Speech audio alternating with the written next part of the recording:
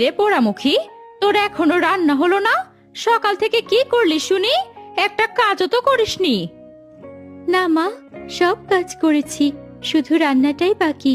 এই তো রান্নাও প্রায় শেষ হয়েছে। সব কাজ করেছিস? তাহলে ঘরের দাওয়ায় যে কাপড়গুলো রাখা আছে সেগুলো কি তোর মরা মা এসে ধুয়ে যাবে? তোর বাপও মরলো, সব আপদ জুটেছে আমার কপালে।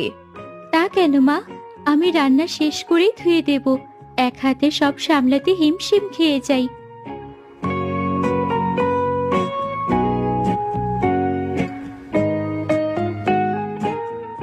মা, আমার খুব খিদে পেয়েছে। কিরে লাবণ্য, এখনো তো রান্না হয়নি, আমি খাবো কখন শুনি? ও মা, তুমি কিছু বলছো না কেন? আহা মা, তুই আবার রান্নাঘরে আসতে গেলি কেন? তুই যা, ঘরে যা, তোর মুখখানা কালো হয়ে যাবে না আবার। হ্যাঁ বোন, তাই তো, এই আমার হয়ে গেছে। তুই গিয়ে বস, আমি তোকে খেতে দিচ্ছি।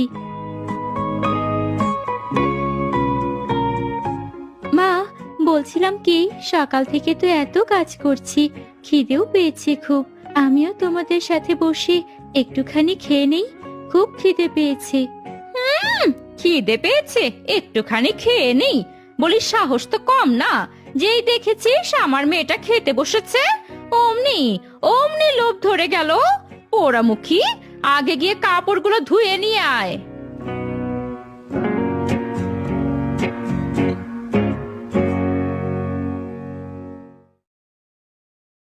কিরে লাবণ্য, কাপড় ধুচ্ছিস বুঝি? তা তোর গায়ে জোর নেই বুঝি? শরীরটা যে আর চলছে না গো চাচি। নিশ্চয়ই সকাল থেকে কিচ্ছু খাসনি। কত সুন্দর মুখখানা, শুকিয়ে গেছে একেবারে। ঠিক বলেছেন ভাবি, লাবণ্যর মতন মেয়ে গ্রামে দুখানা আর নেই। কাজে যেমন চটপটে, দেখতেও একদম হুর। তোর বাপ যখন মমতাকে বিয়ে করে আনলো, দেখেই বুঝেছি সাক্ষাৎ দজ্জাল।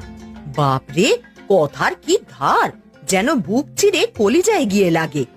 আর ওই মেয়েটা নীলা, যা চেহারা, তার আবার গর্বের শেষ নেই। ওই মেয়েকে নিয়ে যত আহ্লাদ, যেন লাবণ্য ওই বাড়ির কাজের মেয়ে। এইভাবে বলো না চাচি, মা আমায় বোনের তুলনায় একটু কম ভালোবাসে, তবে মা খারাপ নয়।